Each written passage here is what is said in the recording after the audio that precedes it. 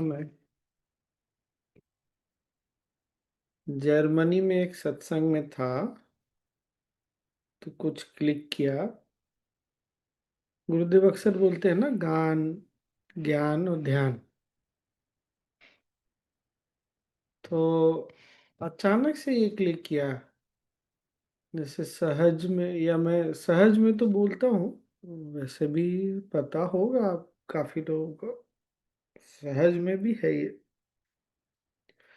हमारा जो ब्रेन का लेफ्ट पार्ट होता है वो क्या काम करता है, किसी को याद है क्या? लॉजिकल। लॉजिकल। तर्क के लिए। हाँ, तो लॉजिकल मतलब क्या? मैथ, आईटी, अकाउंट्स, लॉ, ये सब उसमें आ जाता है। और राइट क्या है? फीलिंग्स, आर्ट्स, म्यूजिक, ये सब। तो जब गान की बात करते हैं तो कौन सा राइट ब्रेन एक्टिवेट होता है गान से? ज्ञान से लेफ्ट ब्रेन। और ध्यान से दोनों के बीच में संतुलन, ना दोनों के परे। कितना बढ़िया उपाय है हमारे यहाँ।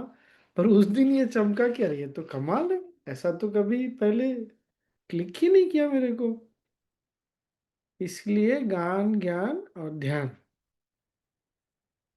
ध्यान फिर से इसलिए क्योंकि ध्यान दोनों में संतुलन लेके आता है और दोनों के पार जाने में बहुत सहायता करता है। एक ये चीज, दूसरा कल पोर्चुगल आ गया, पुर्तगाल। तो अभी जिनके यहाँ ठहरा हो ना, बीच पास में है। आज सुबह बीच पे गया वॉक करने। कल तो रविवार भी था तो इतना भीड़ था जब मैं आ रहा था। आज भी बहुत सारे लोग थे, कुछ नहीं करते आके ना, बस पड़े रहते हैं। तो मैं जब वॉक कर रहा था ना, मनी मन ये सोच रहा था, कुछ नहीं करने की प्रवृत्ति इंसान को यहाँ तक लेके आ जाती है। लेकिन उसको पता नहीं, अगर वो ध्यान करना सीख जाए तो इतना मेहनत नहीं करना पड़ेगा उसको। नहीं, हर आदमी में ये होता है कि मुझे कुछ नहीं करना, ऐसे बस। लेकिन केवल ऐसे पड़े रहने से क्या होता है, तमस बढ़ जाता है। पर कुछ नहीं करने की का इंस्टिंक्ट, ये मैंने नोटिस किया हम सब में है। कभी कभी होता है ना, बहुत हो गया, कुछ नहीं करना है। वो वही क्या है, ध्यान। उनका कितना सुंदर है। लेकिन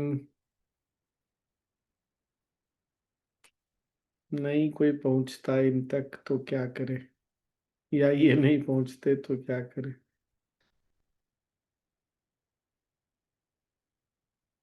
कल एक टॉक भी हुआ। यहाँ ये चीज बहुत अच्छा है।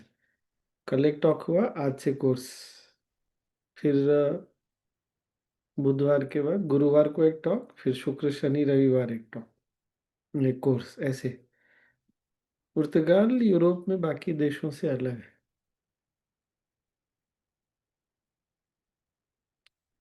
बहुत अच्छा लगा। और एक दो चीज और बताता हूँ। तो जिनके यहाँ ठहरा हूँ ना, हस्बैंड वाइफ है, अपने डिवोटी है, वाइफ टीचर है, हस्बैंड भी डिवोटी है। तो एक बार जर्मन आश्रम में साइलेंस कोर्स करने गया हुआ था। उसकी वाइफ बता रही थी मेरे को। तो बहुत गहरे ध्यान में था। तो अचानक से उसने ध्यान में देखा कि गुरुदेव आए। एक बार पूरा हॉल का ऐसे चक्कर लगा, टीचर के पास खड़े रहे, मुस्कुरा के सबको देखे, ऐसे से किए, चले गए। तो उसको लगा ये क्या चीज हुआ, सपना देखा, क्या देखा। तो टीचर को बोला होगा। तो टीचर बोले, हाँ गुरुदेव आते हैं कभी कभी देखने के लिए, सब लोग ठीक है कि नहीं, सब कुछ ठीक है कि नहीं। देखो, ये क्रिया के, क्रिया स्पेसिफिकली क्रिया का बात है। क्रिया के बाद जब एकदम, वो जब गुरुदेव सोहम बोलना छोड़ दे, बंद कर देते हैं ना, तब की बात, जब गहरे ध्यान में आदमी होता है तब।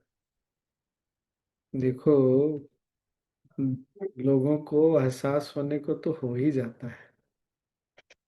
और हमको लगता है नहीं, फिर चूंकि ये सब जब नहीं मतलब समझ क्या बोले, नहीं फील होता, तो गुरुदेव आशीर्वाद दे दीजिए, गुरुदेव ये कर दीजिए, गुरुदेव मांगने में कोई दिक्कत नहीं है।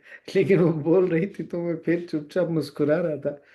अरे हम तो भारत में तो कितना सौभाग्य है कि क्रिया तो हर सेंटर में रविवार तो होता ही होता है। और एक टीचर के रूप में हमारा कैसा सौभाग्य, हमको पता तो नहीं रहता है, गुरुदेव घूम फिर के आते होंगे, हमारे पास खड़े होके देखते होंगे, हमको भी देखते होंगे, फिर चले जाते होंगे। कितना सुंदर है। नहीं, खूब मजेदार। और कल आया ना तो फिर टॉक के लिए गया, तो अपनी एक टीचर है, वो यहाँ बोर्ड मेंबर में वही ऑर्गेनाइज करती है, उनको देखा तो मैंने कहा, "अरे, तो कमाल चमक रही, ग्लो कर रही इतना।" साथ जिनके साथ गया था उनको ही बोला। बाद में मैंने टॉक वगैरह हो गया तो उनको भी बोला, बहुत था तो इतना ग्लो कर रही, चमक रही। फिर मैंने पूछा, आपने संयम कर लिया क्या? तो बोलती हाँ। मैं कहा, अरे यार, मतलब संयम तो जिसने कर लिया, देख के पता चल जाता है आदमी को, इतना ग्लो कर रही थी। वो भी संयम की जो यूरोप में हुआ था ना, उसमें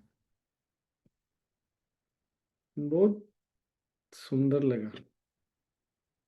आगे से लॉन्ग क्रिया करते समय, कराते समय ना, अच्छे से एकदम, कि गुरुदेव आस पास टहल रहे होंगे, एकदम निश्चिंत होकर के। और वो गुरुदेव अक्सर जो बोलते हैं ना कि मांगने की जरूरत नहीं है, वो समझ में आता है। जो चेतना हमारे साथ इतना अधिक उपलब्ध है, उनको क्या मांगना और क्या नहीं मांगना, ये बात ठीक ना। चलिए सोनी जी,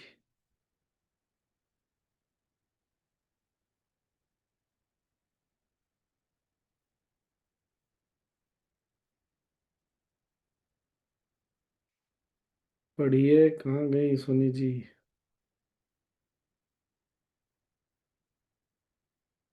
जय गुरुदेव सर। कंटिन्यू करना है या फिर? कट कंटिन्यू करो। हाँ, प्रार्थना। हाँ। हमको खाना नहीं, फिर भी गुरुजी ने बोलकर, नहीं मैं खाता हूँ आपके यहाँ बोलकर खाए है। बहुत बढ़िया। चलिए हम लोग शुरू करते हैं ओ काम। हम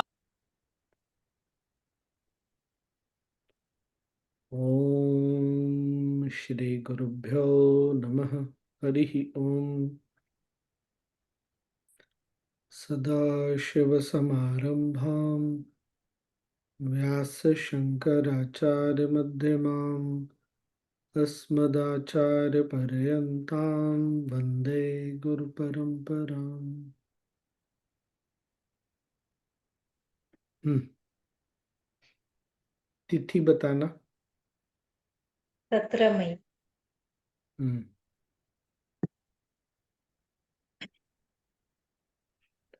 चलो शुरू करो। वाल्मीकि ने कहा, लोगों ने वशिष्ठ ऋषि के वचनों को ध्यान से सुना। उस दिन संध्या होते ही सभा विसर्जित कर दी गई। जैसे ही सभा विसर्जित हुई, वशिष्ठ ऋषि ने राम और उसके भाइयों को भी छुट्टी दी। जब रात हुई तो राम के अतिरिक्त सभी लोग सोने चले गए, परंतु राम को नींद नहीं आई। राम इस प्रकार वशिष्ठ ऋषि के प्रेरणादायी वचनों पर मनन करने लगे। दुख के स्रोत मन और इंद्रियों पर विजय प्राप्त करने के लिए कुछ उपयुक्त उपायों को आवश्यक बतलाया गया है। सुख भोग का त्याग करना असंभव है, और यह भी संभव नहीं कि बिना सुखों के त्याग से दुख दूर ही हो। सुख भोग का त्याग करना असंभव है, और यह भी संभव नहीं कि बिना सुखों के त्याग से दुख दूर ही हो, यह सचमुच समस्या है। तो भी इन सब में महत्वपूर्ण घटक मन ही है। निश्चय ही यदि वह एक बार परम शांति का स्वाद चख ले तो वह सांसारिक भ्रमों से मुक्त हो जाए। फिर वह उस परम शांति का कभी त्याग नहीं करेगा और न ही इंद्रिय सुखों के पीछे दौड़ेगा। जिस प्रकार लहर समुद्र में पुनः विलीन हो जाती है, उसी प्रकार मेरा मन कब असीम चेतना में स्थित होगा, कब मेरा लालसाओं से पिंड छूटेगा, कब मुझे समदृष्टि प्राप्त होगी, सांसारिकता के भयावह ज्वर से कैसे छुटकारा पाऊंगा। हे मेरी बुद्धि, तुम मेरी मित्र हो। महर्षि वशिष्ठ की शिक्षा पर इस तरह चिंतन मनन करो कि हम दोनों इस सांसारिक क्लेशों से बच सकें। हाय हाय हाय, ये तो हम लोगों की कहानी बता रहे हैं राम जी। हाँ, हाँ, बिल्कुल। ये तो सेम टू सेम हो गया तब तो। क्या बात है, देखो। इसीलिए गुरुदेव बार बार बोल रहे हैं योग वशिष्ठ पढ़ो, योग वशिष्ठ पढ़ो, योग वशिष्ठ पढ़ो। बहुत ही बढ़िया। चलो आगे। पढ़ो पढ़ो, आगे पढ़ो। जब दिन निकला, राम तथा अन्य लोग उठे और उन्होंने दैनिक पूजा अर्चन किया। तब सब लोग सभा में गए और अपने अपने स्थानों पर आसीन हुए। सभा की कार्यवाही प्रारंभ करते हुए राजा दशरथ ने वशिष्ठ ऋषि को संबोधित करते हुए कहा, हे महर्षि, हम लोग आपके द्वारा कथित परम ज्ञान से अत्यंत आह्लादित हुए हैं। दृश्य संसार की वास्तविकता के संबंध में हमारा जो भ्रमपूर्ण विश्वास था, उसके विरुद्ध आपने सशक्त चुनौती दी है।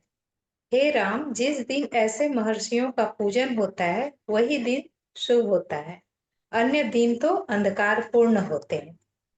यह अति उत्तम अवसर है। महर्षि से जो जो सीखने लायक योग्य है, उसकी उसकी जिज्ञासा करो और सीखो। रुक जाओ, हाँ। रुक जाओ, रुक जाओ। वो जो पंक्ति है ना, जो राजा दशरथ, पहला नहीं दूसरी पंक्ति पढ़ो। हे महर्षि, हम लोग आपके द्वारा कथित परम ज्ञान से अत्यंत आह्लादित हुए हैं। दृश्य संसार की वास्तविकता के संबंध में हमारा जो भ्रमपूर्ण विश्वास था, उसके विरुद्ध आपने सशक्त चुनौती दी।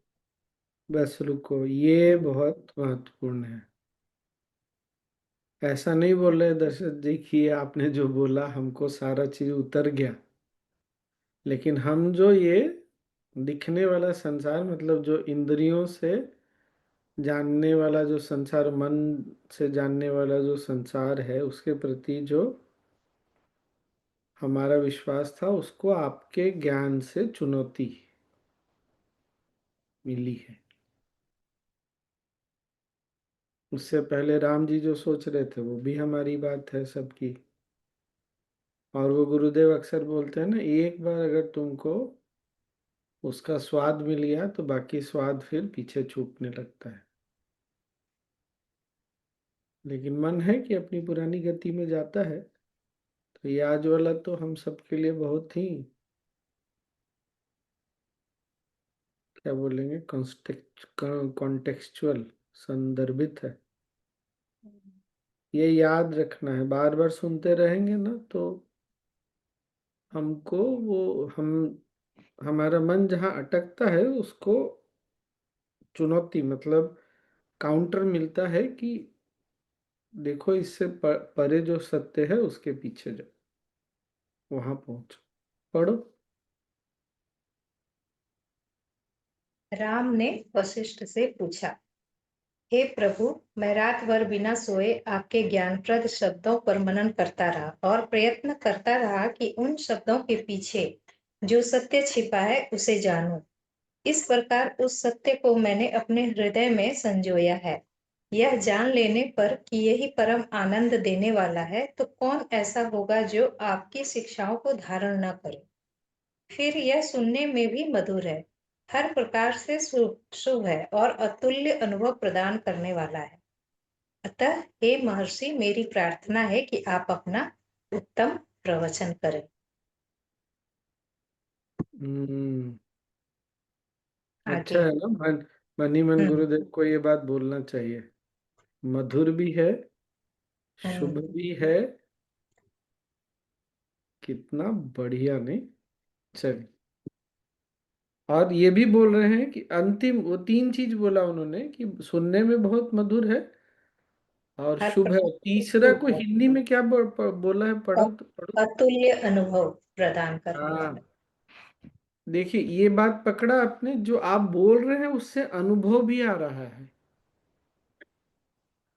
ये बहुत महत्वपूर्ण है। हम्म। हमारे यहाँ यही बोलते हैं, हमने भी बहुत बार सुना है कि ज्ञानी के शब्द के पीछे भाव दौड़ता है। तो जब हम उस श्रद्धा से, भक्ति से सुनते हैं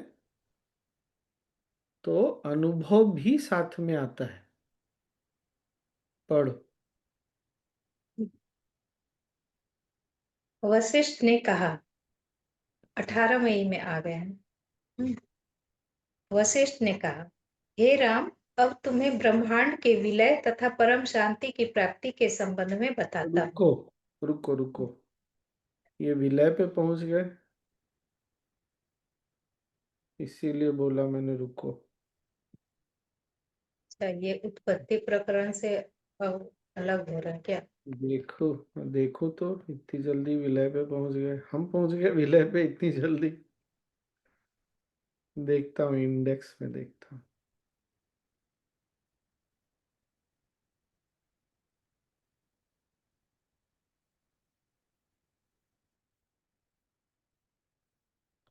ओहो, हमने जो अभी तक पढ़ा ना, वो उत्पत्ति नहीं था, स्थिति प्रकरण था।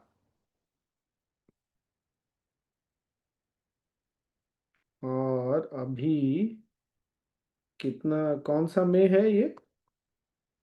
18th। 18th है। कितना है ये पेज नंबर? हिंदी वाले में 139, 139। हाँ, कमाल है, पेज नंबर भी साथ ही साथ चल रहा है, इंग्लिश हिंदी। जबकि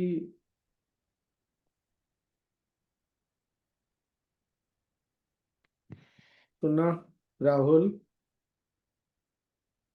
उत्पत्ति नहीं, स्थिति प्रकरण चल रहा था, अब आ गए, विलय में आ गए हम लोग। विलय में आए तो कौन सा प्रकरण हुआ ये? हाँ, विलय है विलय इसमें तो। प्रकरण ही है। अच्छा। हाँ, इसमें हाँ, पहले क्या होता है? उत्पत्ति होती है, फिर उसके स्थिति मतलब मेंटेनेंस होता है, फिर उसके बाद विलय होता है। संस्कृत में उपासमा प्रकरणम लिखा है। वाह, क्या बात है, हम तो। और उसके बाद क्या है तब स्वामी जी, विलय के बाद? इतना निर्वाण। इतना ज्यादा, मतलब पेज इतना निर्माण में है? तो निर्वाण ही तो चाहिए ना। हम्म। जब बात समझ में आ रही, क्योंकि वो राम जी बोले ना, तभी मुझे लगा कि ये तो कमाल, ये तो बहुत आगे की बात हो गई, ये तो ऐसा तो नहीं हो सकता। इसी बीच में वशिष्ठ मुनि बोल रहे हैं कि अब तो स्पष्ट बोल रहे हैं कि मैं बताता हूँ कैसे। ठीक, पढ़ो। हमें जी विलय मतलब? डिसोल्यूशन।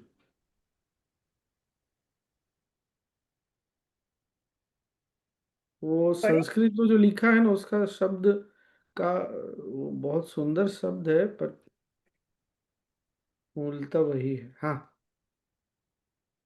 वशिष्ठ ने कहा, हे राम, अब तुम्हें ब्रह्मांड के विलय तथा परम शांति की प्राप्ति के संबंध में बताता हूँ। इस अंतहीन दिखाई देने वाले दृश्य संसार को राजसिक तथा तामसिक जीव उसी प्रकार धारण करते हैं जिस प्रकार विशाल ढांचे को खंभे धारण करते हैं। परंतु जिनकी विशुद्ध सात्विक प्रकृति होती है, वे खेल खेल में ही उसका त्याग ठीक वैसे ही कर देते हैं जैसे सांप सहज रूप से अपनी केचुली छोड़ देता है। जो सात्विक प्रकृति के होते हैं वे शुभ कर्म करते हैं, वे यांत्रिक ढंग से जीवन निर्वाह नहीं करते। बल्कि इस दृश्य संसार की उत्पत्ति और उसके स्वरूप के संबंध में चिंतन करते हैं। जब उनका यह चिंतन शास्त्रों के अध्ययन के द्वारा पुष्ट होता है, तो उन्हें प्राप्त होने वाले ज्ञान में वैसे ही सत्य के दर्शन होते हैं जैसे दीपक में प्रकाश दिखाई देता है। अनुसंधान के द्वारा ही इस सत्य को जाना जा सकता है। हे राम, तुम्हारी प्रकृति सात्विक है, इसलिए सत्य और असत्य का अनुसंधान करो और सत्य के प्रति समर्पित हो जाओ। जो आरंभ में नहीं था, जो समय पाकर रहेगा भी नहीं, उसे सत्य कैसे कहा जा सकता है? जो आरंभ में नहीं था, जो समय पाकर रहेगा भी नहीं, उसे सत्य कैसे कहा जा सकता है? सिर्फ उसे ही सत्य कहा जाएगा जो सदा रहा है और सदा रहेगा। रुको, एक तो हमको पता नहीं हमने यहाँ पर बात किया है कि नहीं। मैंने ये शायद बोला है। एक तो ये कि हमको सात्विक, राजसिक, तामसिक ये तीनों बहुत अच्छे से समझना चाहिए। भगवत गीता में बहुत विस्तार से बोला है।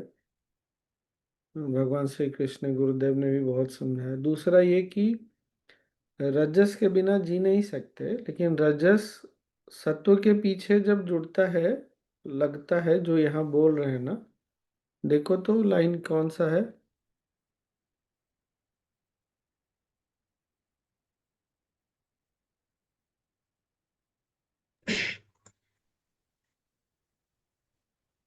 जो सात्विक प्रकृति, ये वाला है क्या?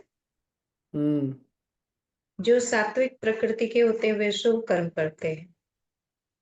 वे यांत्रिक ढंग से जीवन निर्वाह नहीं करते, बल्कि इस दृश्य संसार की उत्पत्ति और उसके स्वरूप के संबंध में चिंतन करते हैं।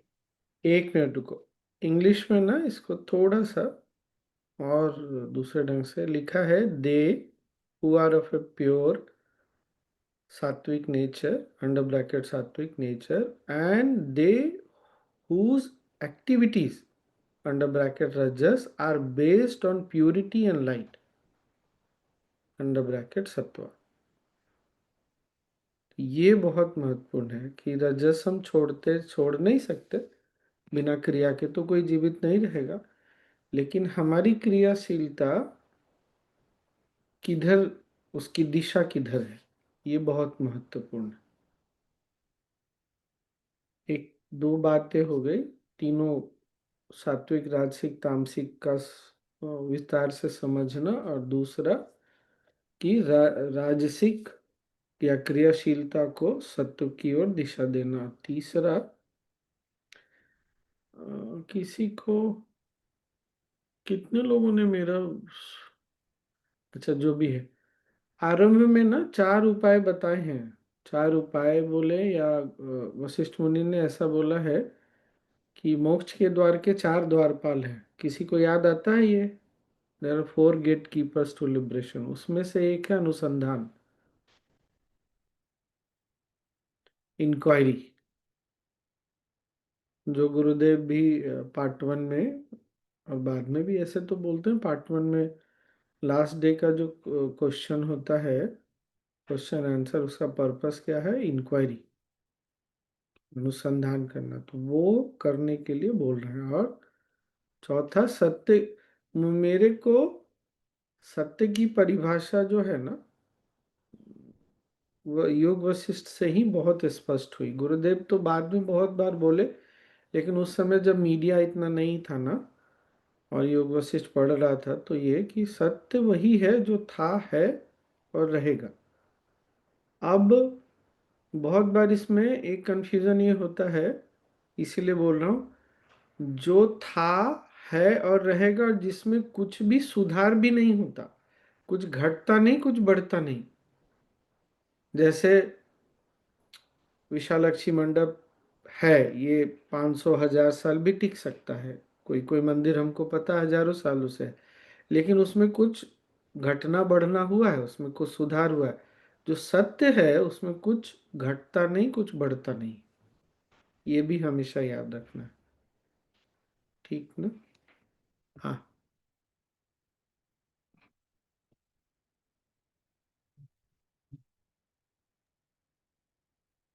तो सत्य तो स्वामी जी एक ही चीज है।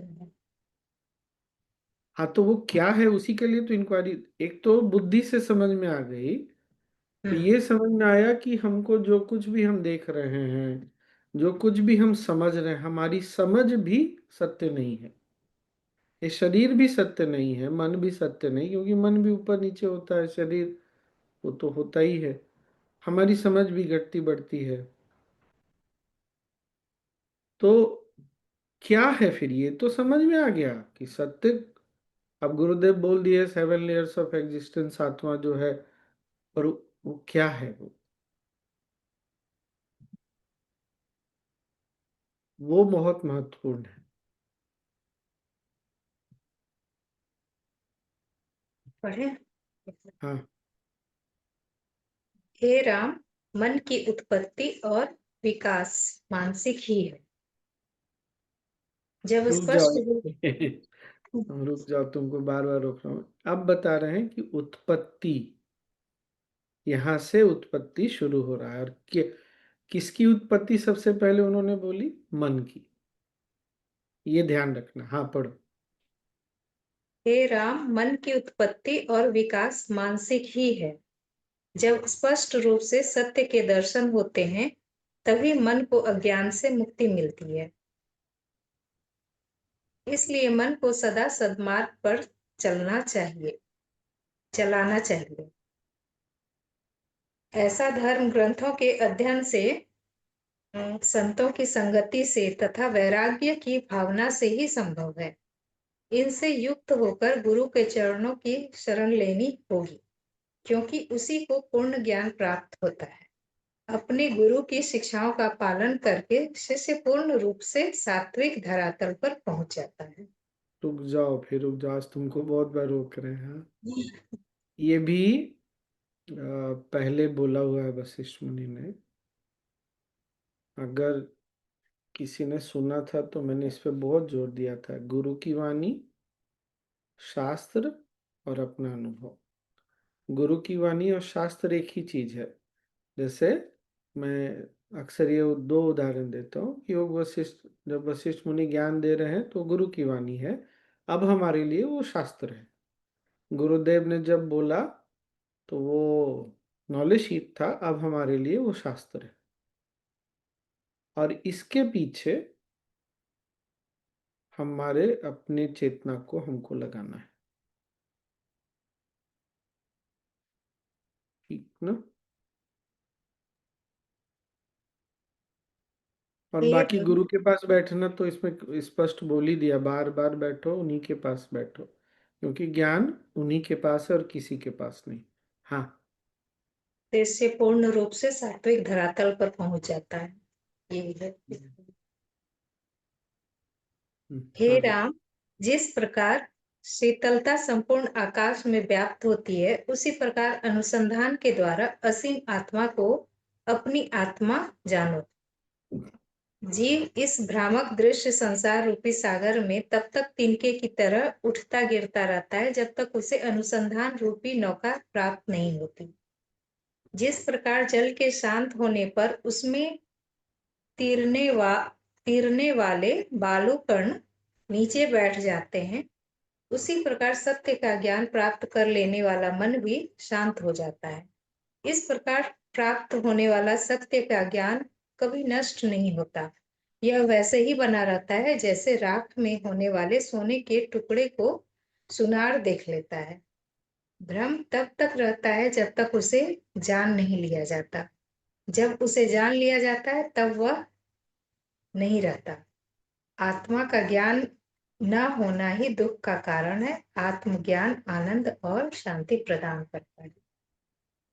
ओहो, हमने देखा था ना, गंगा उपनिषद याद है? अज्ञानता क्या है?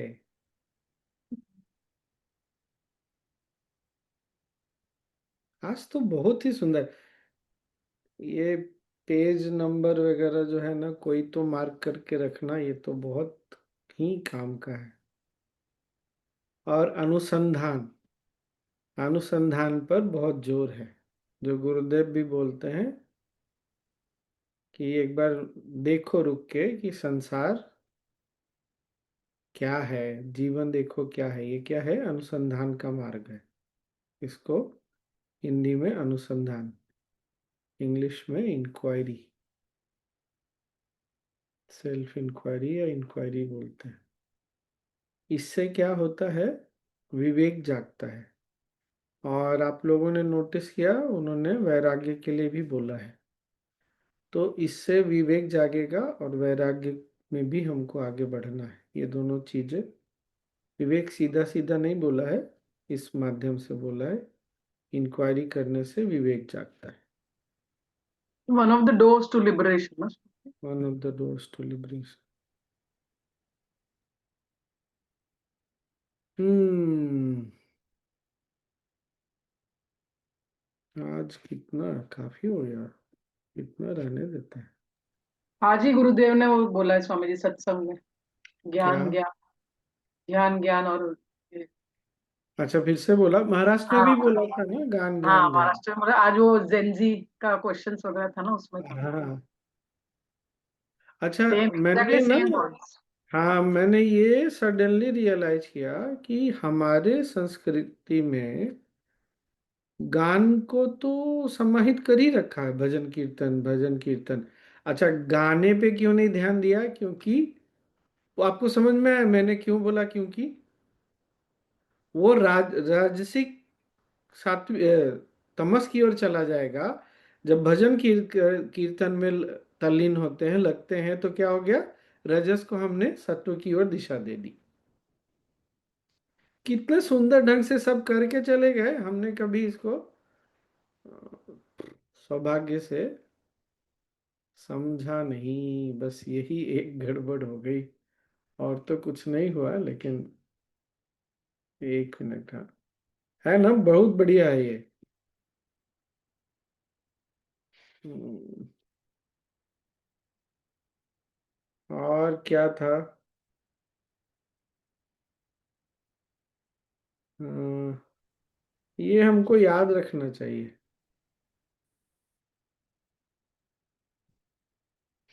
बस, तो आज इतना ही रहने देते हैं। कल इसको फिर से रिपीट करें क्या? यस स्वामी और जी, एकदम। शुड। वो हाँ, इंग्लिश वाला भी थोड़ा सा पढ़ेंगे स्वामी जी, सो दैट हाँ, इंग्लिश वाला में वो ना क्लियर थोड़ा रहेगा। बड़ा, अभी एक बार फिर से यही लग रहा है कि कभी कभी शब्दों का क्लैरिटी अनुवाद ज्यादा है। बहुत, हाँ, अनुवाद बहुत अच्छा है, लेकिन कहीं कहीं पर, और आज रात को सोते समय, तो सोते सोते ना सत्य की परिभाषा पे ध्यान रख के सोना है। या अगर कल समय मिले, आज ये तो कर ही लें या नहीं, और इसके बाद कल कभी समय मिले जब ध्यान करेंगे ना, तो सत्य की परिभाषा याद रखते हुए फिर ध्यान शुरू करेंगे। धारणा सत्य की परिभाषा पर आरंभ करके बहुत अच्छा ध्यान हो जाएगा। क्या बोले? मन का ही जन्म होता है और मन का ही विकास, मन की ही उत्पत्ति है और मन का ही विकास होता है। तो जो कुछ भी है, जानने समझ में आ रहा हो, केवल मन ही हम देख रहे हैं, मन ही समझ रहा है। हाँ राजू वर्मा। स्वामी जी, मन तो 4-5 साल के बाद ही डेवलप होता है ना, हम पैदा होने मन के। नहीं, नहीं, नहीं, मन तो बचपन से रहता है। बुद्धि 5वें के बाद खुलनी शुरू हो जाती है। मन नहीं रहेगा तो जिएगा कैसे आदमी? पैदा होते मन, ही होता है। हाँ, हाँ, मन मतलब जो चीजों को देखता है, सुनता स्वामी जी, आप है। 7 लेयर्स ऑफ एग्जिस्टेंस के बारे में बताते बताते थूक गए। हाँ, हाँ, नहीं, वो तो मन मतलब राजमामा जो देखता है, सुनता है, महसूस करता है, मतलब हाथों से जो एहसास करता है, वही मन है। इंद्रियों के पीछे से जो बैठा है वो मन है। स्वामी जी, वो समझ 9 मंथ्स का भी उसमें आया होगा, जो सुना होगा 9 मंथ्स में, वो भी आया होगा उसमें, इम्प्रेशंस ऑफ द 9 मंथ्स। हाँ, आया होगा ना, इसीलिए माँ को हमारे यहाँ जब कोई कोई भी महिला जब गर्भवती होती है ना, तो उसका बहुत ज़्यादा ध्यान रखते हैं। क्यों? कोई भी दुख होता है या कोई शौक लगता है ना, तो बच्चे को भी लगता है। उसको तो कुछ समझ में तो आता नहीं, पर वो इम्प्रेशन बैठ जाता है, उसकी छाप पड़ जाती है। स्वामी जी, अभी सत्य को तो जान नहीं सकते बोलते हैं आप, मतलब बोलते हैं जो बदलता नहीं है, जिसे अपन समझ महसूस नहीं कर सकते, इतना इतना बोलते हैं। और सब सत्य के बारे में बोले, वशिष्ठ भी परेशान कर रहे हैं सत्य सत्य के लिए। हाँ, नहीं, और सत्य बोलते हैं को कि आप वहां तक जा भी नहीं सकते। ये नहीं जा मतलब सकते, सत्य को महसूस कर सकते हैं। सत्य को महसूस करते हैं, फिर धीरे धीरे हम ही सत्य हो जाते हैं। क्योंकि एक बार सत्य में हम डूब गए तो फिर सत्य और हम अलग नहीं रह जाएंगे फिर। इसीलिए कहते हैं कि वहां जाने के बाद ना अपना अस्तित्व समाप्त हो जाता है। अगर हम हैं और सत्य है, तो फिर तो दो हो ही गए ना फिर से। तो या तो हम सत्य है या वो सत्य है। कौन सत्य है फिर? तो हमारा अस्तित्व समाप्त हो जाता है फिर। इसीलिए हमारे यहाँ बोलते हैं, जानत जानत तुम ही होए जाए। तो जानना जरूरी है स्वामी जी, अनुसंधान जो भी है। अनुभव, हाँ। हाँ, वही हाँ, इम्पोर्टेंट है विवेक सबसे बड़ा। जागेगा। विवेक के साथ गुरु के पास बैठते हैं, गुरु की वाणी धारण करते हैं, तो अनुभव में आने लगता है। हमने सुदर्शन क्रिया किया, ज्ञान में आए तो क्या हुआ? अनुभव आया ना। सबसे पहले तो शांति होती है, उसके बाद फिर आनंद, ये सब। अ, जैसे शिव जी को क्या बोलते हैं? सत्यम शिवम सुंदरम। सत्य भी है, सुंदर भी है। तो हमको अपनी भी जीवन, हमारा अपना जीवन, ये संसार भी सुंदर दिखने लगता है ना। तो जहाँ सुंदरता नहीं दिखती थी तनाव के कारण, वहां सुंदरता दिखने। ये क्या है? ये सब सत्य का एक झलक है। शांति, आनंद, सुख का एहसास, आनंद का एहसास, सुंदरता दिखना, ये सब सत्य के केवल अलग अलग झलक है। फिर एक दिन तो हम वही हो जाते हैं ना। जैसे गुरुदेव का अस्तित्व कैसा है? जाते ही तो शांति महसूस होती, क्योंकि वहाँ गुरुदेव नहीं है, सत्य साक्षात विराजमान है। तो किसी को आनंद की अनुभूति होती है, किसी को सुख की अनुभूति होती है। स्वामी जी, मैं इसी स्थान पे पहुंचा हूँ कि वो सत्य वित्ती छोड़ो, गुरुजी और स्वामी जी के पीछे रहो, बस हो गया। क्योंकि कितनी बार वो कर रहे हैं, लेकिन गुरुदेव को इसीलिए तो वशिष्ठ मुनि ने भी बहुत स्पष्ट बोल दिया। हाँ सोनी। हाँ स्वामी जी, एक सब बात तो सुन के थोड़ा थोड़ा क्लियर हो रहा है। ये मतलब ऐसा मेरे मन में आया ना कि ये अ, कि जैसे सत्य हम जान रहे हैं, लेकिन हम नहीं हम बोल सकते, या हम रहते हैं सत्य पता है, लेकिन अ, नहीं बोल विलय नहीं सकते। होते हैं उसमें, हाँ, विलय नहीं होते। ये ठीक ऐस, है, वो तो ऐसा ही है, नहीं बोल ऐसा ही सकते है ना। ना।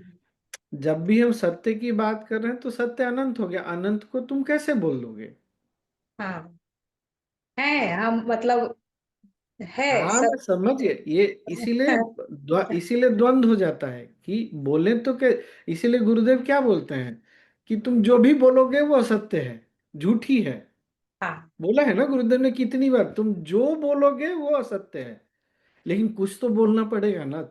एक बार तुम हल्का सा स्वाद लग जाएगा तो चुप कैसे बैठोगे फिर? तो कुछ तो वो आपके अभिव्यक्ति में झलकेगा, कुछ आपकी उपस्थिति में। जब अभिव्यक्ति में ठीक है, जब उपस्थिति में सत्य की झलक आने लग जाए, एहसास आने लग जाए, वही चीज, हाँ। तो फिर हो गया ना। फिर तो खेल जो होना था वो हो गया। वो प्रेजेंस में होता ही होगा, हाँ, रहता ही होगा, इसीलिए लेकिन करेक्ट। तो वो हम्म, है, लेकिन पीछे चला जाता है ना। यही तो होता है बहुत तो जल्दी सब। पीछे चला हम लोग जाता है भी तो स्वामी सत्य ही जी। है, लेकिन पीछे चला जाता है बहुत जल्दी हमारी पीछे चला उपस्थिति में। जाता है, कुछ तो करना पड़ेगा। मतलब वही वही उपाय वही बता रहे हैं कि जो क्रियाशीलता है, क्रिया को सत्य सत्व की दिशा में लगाओ। इसीलिए हमारे यहाँ, अच्छा सुनने में देखने में थोड़ा अटपटा, नहीं पहले खाना भी बना रहे हैं तो ईश्वर का भजन गाते गाते खुश होके बनाना है। काम कर रहे हैं, हर समय भजन करने की जरूरत नहीं, लेकिन उस तरह से बना भी रहे हैं तो ऐसे बना के सबसे पहले ईश्वर को चढ़ाया, अब वो प्रसाद बन गया। भाव यही है कि बार बार जो भी हम कर रहे हैं, जो हमने कर लिया, उसको बार बार ईश्वर से जोड़ देना, सत्य से जोड़ देना उसको। कभी भूल गए होंगे खाना बनाते समय ईश्वर को, तो अब उसके सामने रख के फिर से, तो भाव के कारण तो सब बदल जाता है ना। भाव से पत्थर भी भगवान बन जाता है, वरना तो भगवान है नहीं है ये बात ही नहीं कर सकते। हमारे भाव से भगवान प्रकट होता है। सुनने में कितना विचित्र लगता है नहीं?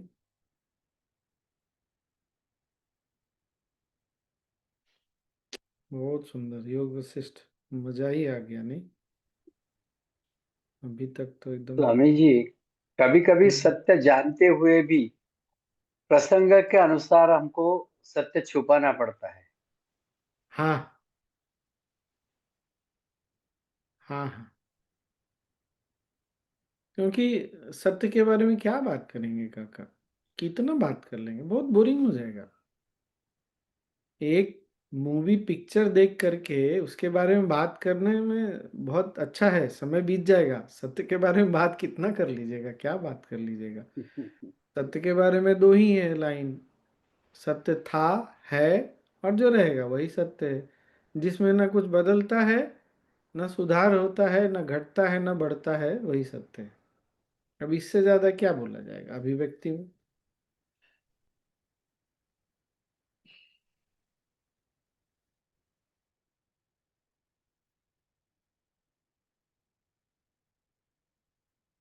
हम्म। खूब बढ़िया। अब पति बड़े बड़े पत्नी। पुस्तक में स्वामी जी, अगर सत्य हटा दिया जाए, सत्य वर्ड, कुछ भी नहीं बचेगा बाहर।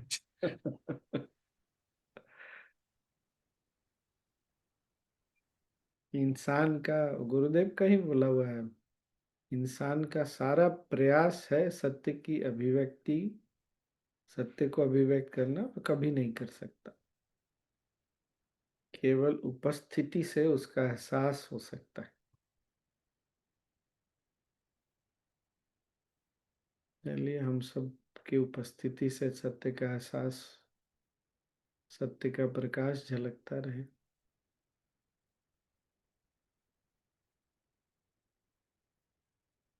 कैसा अद्भुत रहेगा। ये भ्रम की बात बड़ी अच्छी बताई आज। हम्म।